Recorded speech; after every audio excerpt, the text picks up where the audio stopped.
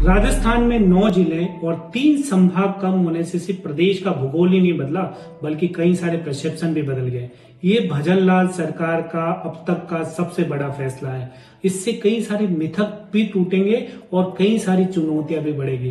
अब तक धारणा थी कि भजनलाल सरकार अब तक कोई बड़े फैसले नहीं लेती, लेकिन ये फैसला सरकार का परसेप्शन बदलने वाला होगा, लेकिन ये सबसे बड़ी चुनौती भी होगा, क्योंकि ये राजस्थान का विपक्ष बहुत ही आक्रामक है और दूसरा, सरकार के पास अब यू टर्न होने का बिल्कुल भी मौका नहीं है। ये जो 9 जिले बम करने का फैसला, जो 3 संभाग मुख्यालय को बदलने का फैसला है, वो किस आधार पे किया गया है? तो मैं कहूंगा कि ये सरकार ने बहुत ही रणनीतिक रूप से सोच समझ के फैसला किया गया है।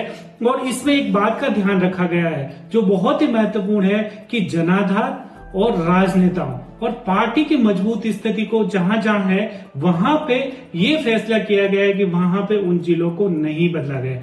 मारवाड़ में भाजपा मजबूत है, फलोदी और बालोतरा में लंबे समय से जिला बनाने की मांग थी, वहां पे कांग्रेस की सरकार ने जिला बना दिया, लेकिन कांग्रेस के प्रत्याशी नहीं जीते। उसके बाद सरकार ने उनको, जो भाजपा की सरकार ने उनको नहीं हटाने का फैसला लिया।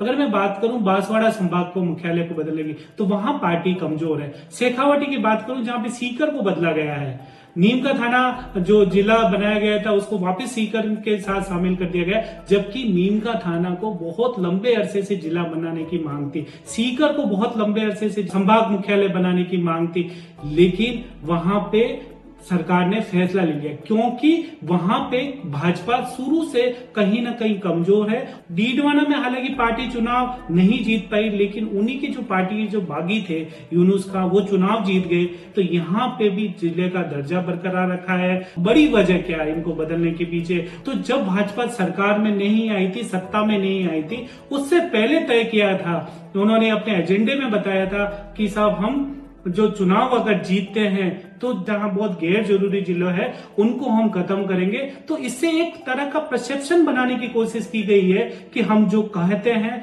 वो करते हैं। लेकिन इसके साथ ही एक बहुत बड़ी चुनौती भाजपा के सामने और भाजपा सरकार के सामने खड़ी हो गई है कि जैसे साचोर है वहां पे भयंकर विरोध है। उसके बाद जैसे जो जिला बदलने कैबिनेट का जो फैसला हुआ और उसके बाद में जो विपक्ष आक्रामक हुआ और जिस तरह से कमेंट और तल्ख तेवर आए, उसको देखकर ये लगता है कि वो इस मुद्दे को लगातार भुनाएगी और ये कोशिश करेगी कि ये जनता का मुद्दा बने और ये 4 साल तक इसको लेकर बात करेंगे।